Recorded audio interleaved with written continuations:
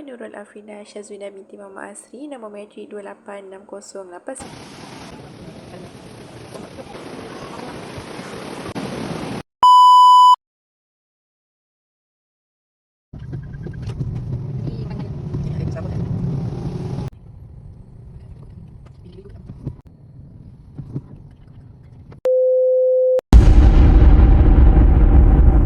Rombongan JDT telah lama menjalankan peran baik dan telah menjadi garda ekonomi terpenting di tahun lalu sejak abad ke-9.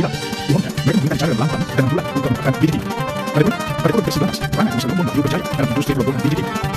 Gua Kelam merupakan salah satu gua batu kapur formasi setun yang terletak dalam banjaran Nakawan di Perlis dan terkenal dengan lombongan bijih yang menghasilkan bijih yang bermutu tinggi. Menurut sejarah, nama Gua Kelam itu diambil sempena kegelapan yang wujud di dalam gua itu sendiri. Gua tersebut begitu kelam tanpa ditembusi cahaya daripada luar. Gua Kelam pada zaman dahulu sangat terkenal dengan lombongan biji timah yang menghasilkan biji timah yang bermutu tinggi. Gua ini menjadi penghubung di antara penduduk Wang Kelian dan Kaki Bukit. Mengikut sejarah Encik Nayan yang berasal dari Kampung Kecor, Senglang Perlis dengan Puan Aminah dari Wang Kelian Perlis, telah memulakan perusahaan melombong biji timah di Sungai Palarit berdekatan dengan Gua Kelam sekitar tahun 20-an. Gua Kelam ialah satu daripada gua batu kapur yang tertua di Malaysia. Sepanjang 370 meter berdekatan sebuah pekan kecil yang dipanggil Bukit. Ia terletak kira-kira 33 km di utara Kanga. Kita dapat lihat di gambar tersebut bahawa terdapat titisan-titisan air yang membanjiri kawasan berjalan kaki bagi pengunjung di Gua Kelam tersebut. Ini telah mengganggu para pengunjung dengan berada dalam keadaan yang basah tanpa persediaan baju hujan yang diperlukan. Gua ini sangat menarik, akan tetapi dengan keadaan yang sempit dan bocor ini menyebabkan ketidakselesaan bagi para pengunjung. Ini merupakan salah satu masalah yang perlu kita ambil cakna dengan kerisauan tersebut.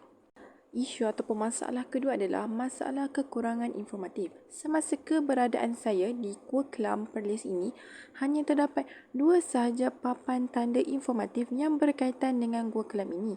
Jadi, sebagai seorang pelajar sejarah, saya mendapati tempat ini tidak menarik perhatian kami sebagai seorang pelajar. Apatah lagi kanak-kanak yang hadir daripada sekolah-sekolah yang membuat lawatan.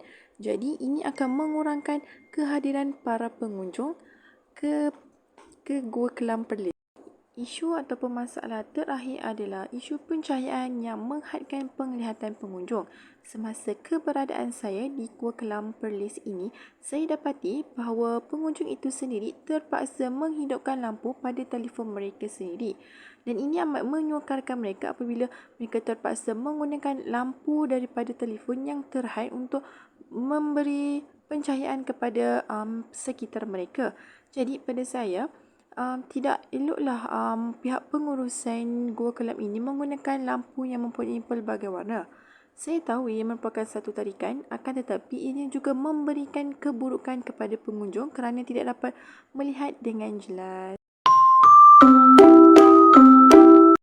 Cadangan penambahbaikan yang pertama adalah membaik pulih infrastruktur Gua Kelam itu sendiri. Pada pendapat saya, pihak Jabatan Perhutanan Negeri Perlis perlu mengeluarkan kos untuk membaik pulih infrastruktur di Gua Kelam di mana terdapat beberapa kebocoran dan juga jalan yang sudah tidak kukuh lagi pada saya kerana ramai pengunjung yang berhati-hati di sesetengah kawasan dan ada juga kawasan yang dalam keadaan licin apabila hujan. Jadi di sini akan menimbulkan risiko kemalangan berlaku. Cadangan kedua adalah menambahkan bilangan papan interaktif bagi pengunjung. Hal ini kerana hanya terdapat 2 hingga 3 sahaja papan interaktif di mana hal ini menyebabkan pengunjung kekurangan maklumat dan hanya sekadar datang dan berjalan sahaja di dalam gua tersebut tanpa ilmu pengetahuan baru. Pada saya, dengan menambahkan bilangan ini, maka para pengunjung dapat menambah ilmu pengetahuan dan membaca. Bukan sekadar papan yang mempunyai tulisan yang banyak, akan tetapi pihak pengurusan boleh menjana QR code yang menarik bagi pengunjung. Cadangan penambahbaikan yang terakhir adalah menganalisis keberkesanan pencahayaan terhadap pengunjung. Hal ini kerana Pencahayaan di dalam gua kelab ini hanya menggunakan lampu yang berwarna-warni. Pada saya yang tidak sesuai kerana pengunjung itu datang daripada pelbagai golongan umur. Ada yang muda, tua dan sebagainya. Maka pencahayaan ini akan mengganggu penglihatan mereka. Jika digunakan hanya satu warna lampu, pada saya adalah lebih sesuai. Kesimpulannya, dapatlah kita lihat di sini bahawa gua ini mengandungi 1001 rahsia yang menjadi harta masyarakat untuk dikongsi bersama generasi akan datang. Generasi yang pernah menjadi pelombong ada yang masih wujud dan masih tinggal di kawasan ini. Setiap yang berlaku merupakan kenangan buat mereka yang melaluinya dan pengajaran buat kita agar lebih menghargai tinggalan sejarah yang tidak akan hilang di telan zaman jika dijaga dengan baik. Peranan sejarah sangat penting terutamanya dalam pembentukan kehidupan seharian dan proses pembelajaran. Maka, semua jabatan kementerian perlulah memainkan peranan untuk menjaga sejarah yang ada di negara kita. Sekian, terima kasih.